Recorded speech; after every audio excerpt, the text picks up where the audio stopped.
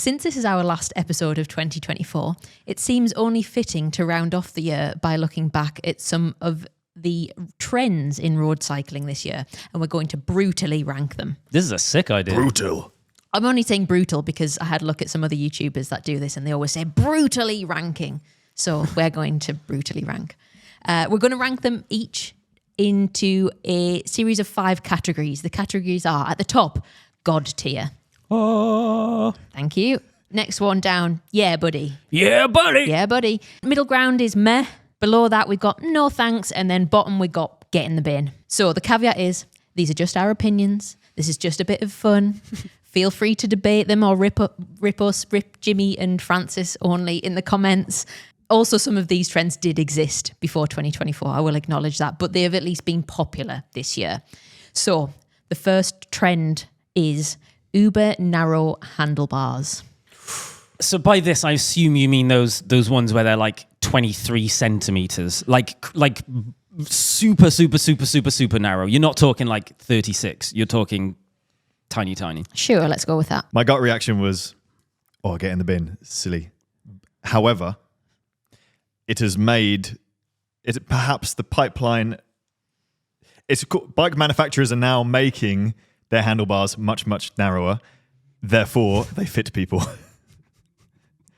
You can now get bars that actually fit people who... Well, no, because the problem is you can get 38 occasionally to 44 centimeter bars or 23 centimeter bars. There's none in the sweet spot in the middle, which people actually need. There's no They bars. don't exist. Yeah. But at least, for example, the Pinarello we went and tested, it was like brilliant. They actually make a bar which is small enough for ride. They actually make a bike which is small enough for most riders. Maybe it's just Pinarello. So what we going with? For that reason, I'm going with yeah, buddy. When I used to have a commuter single speed for London, I used to have a super narrow bar. I think it was maybe 20 centimeters. And the idea is that it's just tiny and you're just nipping through traffic and it's keeping your bars and your hands out of the way. And it was absolutely great. For a racing road bike, I think it's absolutely bonkers and I cannot accept yeah, buddy for it. It is get in the bin, like you started. I'm willing to meet you at meh. Do you accept this, Francis? I accept. If I could reach for your handshake, I would. I can't get up. Next one, aero everything. Like the Rule 28 bra thing, the Batman glasses with the aero nose piece, the aero backpack, which, is it on its way to us, Francis? Did you actually buy I that? don't know. We just got scammed, I think. Oh, do you? No, it takes ages, doesn't it? Fair. It takes ages. It'll come. Okay, so the category is aero everything. I think it's quite clear that I'm going straight for the bin. Yeah, let's go bin. Let's go bin. But no, a few years ago, I would have been like, God tier. Really? Yeah, but since I've become older and wiser and realised this doesn't matter, does it? No. Sorry. Unless you're racing and winning. Unless you're racing and then it only kind of matters a bit. Get fitter. Next one.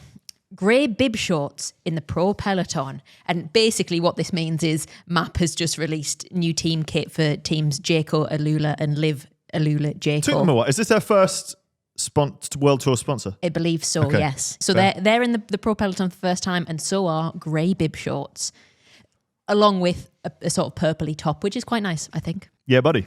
I think it's a great kit. I think it looks good. It's nice to see something that's stylized. There are a few things that are stylized in the peloton. In fact, actually this year, looking at all of the teams, there are some great kits that are coming through now. There's still some absolute whoppers in there as well, mind. The grey shorts I like. However, I personally don't love the grey, but I am absolutely all for cool stuff, and therefore it's a yeah, buddy from me too. Next one is, this might ruffle a few feathers, sharing your Strava year in sports stats. You have Strava now, you traitor. Well, I do technically have Strava now, yes. Mm-hmm. I have a profile on Strava. Yeah, how much data have you got? My year in sport? 0 rides. Yes, correct. This started from Spotify, basically, didn't it? I don't have a problem with it. Genius marketing move.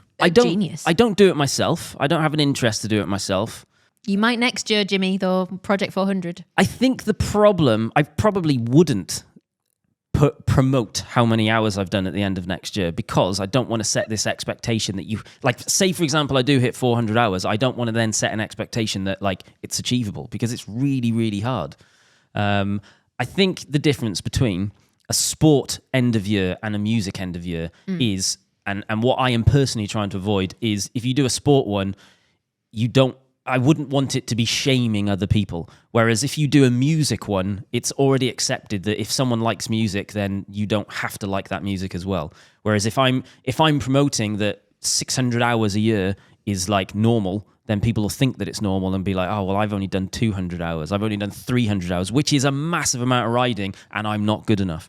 So I think that's the problem with it. However, it's not a bad thing. It's a positive thing if people are really proud of what they've done that year and therefore want to share it. Yeah, does it automatically go to shaming just if you're saying what you've done? No, but it can do in the language. So, for example, on the Strava club that I've created for Project 400, someone posted something about, he said something like, I've done 605 hours this year and it was easy. And I deleted it. And then he posted it again saying someone's deleted my comment. And I said, all right, I'm not going to delete it this time so you can see that I'm replying to you.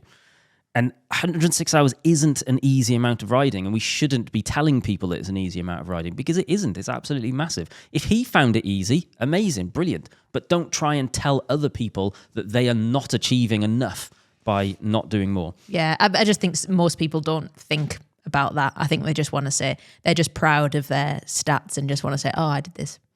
If it makes them feel better, makes them feel nice about what they've done. It might make them feel better and 20 people feel worse, depending on how they communicate. Yeah, that's true. True. So what are you going with? With the correct language, yeah, buddy. With the incorrect language, get in the sea. Okay. So we will give people the benefit of the doubt, and I will be positive about it and assume that people are not. I thought you were going to go somewhere in the middle here, so it would be a meh. Yeah. It's a meh for me. It kind of is in, well, yeah, but he's not in the middle, is it? Yeah, I'll go with meh. It's a meh. Okay, next one. Turning in hoods. I've been with Bike Fit James recently, and they have a thing in the shop when bikes come in for servicing, which is crashed or aero. Has it been crashed and pushed in the hoods, or is it aero? So the idea is that people are turning in their hoods for the aero gains. Is that what it is? Yeah, or an aid to get the bars slightly narrower. Right. I've done it on a few of the bikes we've had in for test, and they've come with 40 centimetre handlebar, which is, I would like a narrow one. Pushing the hoods in does make it slightly more rideable. So I would say that a common theme that we are seeing definitely this year, looking at some of the bikes we've received and looking at the pros, is a lot of the integrated handlebars that are now being made are being made specifically with a flare built into them that actually puts the shifters in a turned in position. So I actually think, and I do think it's quite comfortable. I've pushed in shifters on a couple of my bikes and I quite enjoy it. I think the problem comes when people go so extreme that they should just be on narrower bars, that, you know, they're like pointing in to almost facing each other, and it's just absolutely bonkers. There's a few manufacturers that do two options of their handlebars as well. Well, yeah, Canyon a lot do of them two are options, now. and another currently embargoed bike brand, new bike release. I'm very jet lagged, sorry. Does exactly the same thing. There's a flared option and there's a non-flared option. But I think we're seeing that the non-flared option still has shifters that are slightly turned in. So all of the Pinarello ones had a slight turn in. Oh, the moist ones. The moist ones, yeah. So I quite like having shifters slightly turned in. The problem is when it's really, really, really, really tucked in loads. I think we both found the Canyon ones were almost too much. But if you were exclusively racing on that bike, I get why. I don't want to say meh again. I quite like it. I do turn mine in a little bit now, because it's a little bit like, I don't need to have my elbows tucked in super aero. So having my elbows flared out a little bit and my wrists in a slightly more neutral position or natural position, I find quite comfortable. Are we going with a brutal yeah, buddy? I think that's a quite complimentary yeah, buddy. Oh, I just want to caveat that though. Because we're saying, yeah, buddy, to turn in your bars, that doesn't mean you have to turn your bars in. It's not cool. It's just comfortable. Next one, 165 cranks. God tier. God tier. But not because of Pogacar. It feels like Pogacar's the reason that... Does he run 165s? Yeah, he started talking about moving down to 165s. And as a result of Pogacar now riding 165s, the entire world has been like, oh my God, we need 165s, which is what we've literally been talking about for the last 5 years. Well, if you're smaller crank. If you're bigger crank. Yeah. The options have never been available enough. The problem with this is that people that, like, at the end of the day, Pogacar's not tall, and therefore him on 165s is probably just a normal thing for him to do. Whereas people that are 6 foot plus, 5 foot 10 plus, whatever, will probably now all go out and go from what they're normally using to 165s because they think it's cool. But they are sick because we're short, and therefore 165 is a good crank for us. Fair. Okay, True. it's going in God tier then. Track cranks. Next one, weird in inverted commas looking aero bikes, like the new Colnago, Trek Madone, stuff like that. An aero bike has one job, and it's to go fast. I don't care how it looks. If I was racing, I'd just get the ugliest one possible. That's the fastest. So fill your boots. Fill your boots, bike brands. So the first point is ugly. The more ugly it is, the more aero it will be. Look at the triathlon bikes; they're hideous. I would be riding one of those Quintana Roos or whatever it is, which is probably a great bike, I'm sure. But Christ Almighty, it's ugly, and I bet it's really, really, really fast. So the ugliness and aeroness correlates. So basically, you want to like scare people. You want people to see you and go like, "Oh, no, they won't hell's see me that?" because it would just be Sonic the Hedgehog straight past. Yep. Blur. Bearing in mind, racers that are actually performing at a high level represent practically no one. Let's assume we're looking at this not as a racer and just as a normal person. Where do you stand on it? It's got to be a meh then, doesn't it? It's got to be a meh. I'll happily go with that. Okay. I'm sure they handle quite well. Next one, bladder packs. Not a new trend for other sports, but a new trend kind of for the roady, gravelly people. Stuff, isn't it? Yeah. Yeah. I really like it. Every time I've used one, I've really enjoyed having it, and it's very convenient. It's almost like all of the other disciplines had it right all along, and roadies are very slow to adopt things. Mountain bikers used them for years, haven't they? Yep. Yeah. They're all laughing at us. You know what? I thought it would be... I cycled across the USA with one because I didn't have enough space. I had to run a frame bag, so I couldn't put any bottles on. And I thought having 2 litres or whatever it was on my back would be uncomfortable, and it wasn't. Really wasn't. A surprise to me. God tier. God tier. Whoa, God tier. I don't think I can't give it God tier because that almost suggests that you should be doing it instead of bottles. I've only tried one brand though, and that was Camelback. I want to try Uzwe. Is that what all the trendy people are using? Uzwe. This is an Instagram brand, it is, isn't it? No, it has a clip on it, and you can put a GoPro Oh, okay, that's kind of cool. built in. They obviously get used a lot in, as you said, mountain biking, but also trail running and long distance running. I used to have a bladder pack for a race that I did, and it was kind of all right. And then you could put keys, phone, gel. Where else are you going to put them? Can I tell everyone what you told me once about your vest thing? You're not going to like. Is it that I go that. running behind my house with my vest on? Yeah, so people think that you're running further than you are. No, only the farmer. There's one guy. I only ever see one guy and one cow. I feel like we talked about this on the podcast, Yeah. did we? Oh, have we? We actually talked about that was it. inside a podcast, Jimmy. Oh, was it? Yeah. That wasn't just People would real already know life. that. Oh, okay. The farmer probably listens, and now he knows why I used the bladder pack for my half an hour run. Empty bladder pack. It's convenient. What am I supposed to wear? A little bum bag thing like you wear? That's annoying because it goes. No, as not you the, run. one, not the one I've got. It's like a pack. Okay. I like we do the noises for the listeners. Yeah. Well, how else will they understand what we're talking about? Jimmy, you need to give an answer. And you need to both agree. I think they're good and they should exist, and I think they have an application and a purpose. That I don't think it's a God tier because I don't think it's the thing that you would use. It's very functional for a very specific purpose.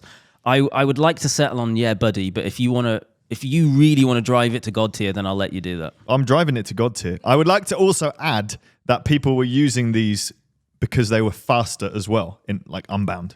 We don't, but no one cares about that. Well, yeah, some people care. I tell you what, Like at least 6 people. I'll allow you to straddle the line on this Oh, one. a straddler. A straddler. Oh, right. It's a straddle between a buddy and a God tier. It's like a poop that's a little bit out, but not all the way.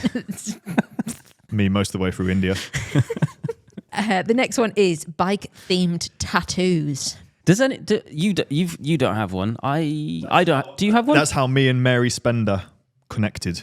Oh, you've We got had the same yes. tattoo, Yeah. which I then upset her because I got it all covered up. What was it? A bike. And you got it covered up She's with? got it on. She's made a video about it. It's on her. She's a music guitar YouTuber, and she's got it on her wrist. Exactly the same bike that I used to have on my arm, and then I covered it up. What's there now? Picture Jimmy's face. Picture of Jimmy's face.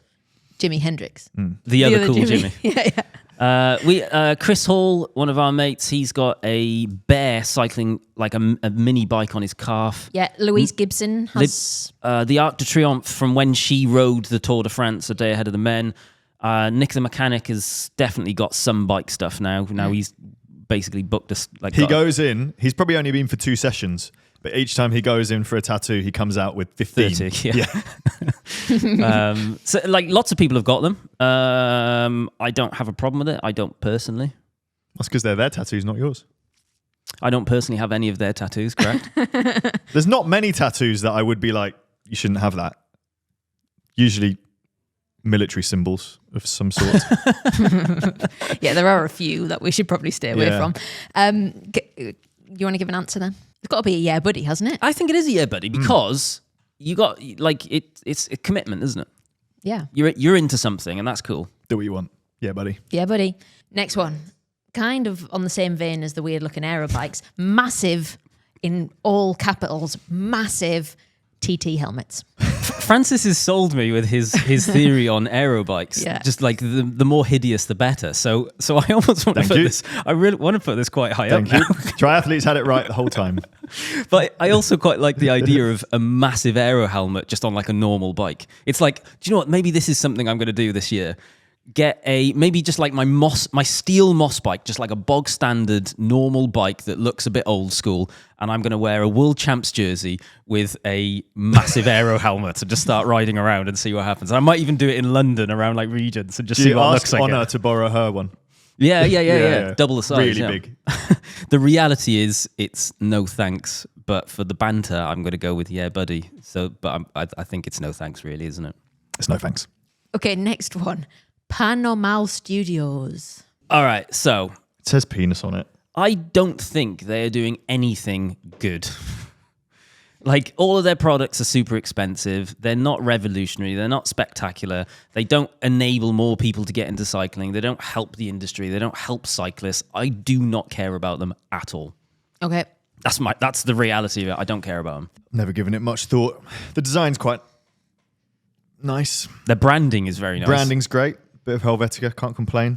Their branding and content is fantastic. Everything else, whatever. I can't get over the just penis, isn't it? So what are we saying? It's not getting the bin because people are like allowed to like whatever they want to like. But for me personally, it's no thanks. Agreed. Agreed, no thanks. It's a brutal no thanks. Last one is the drivers versus cyclist rhetoric. Get in the bin. Set it on fire. Yeah. It's the most frustrating thing in the entire world. Why can't we all just get along? True that. Well, that is the last one in our brutal round of ranking trends and stuff.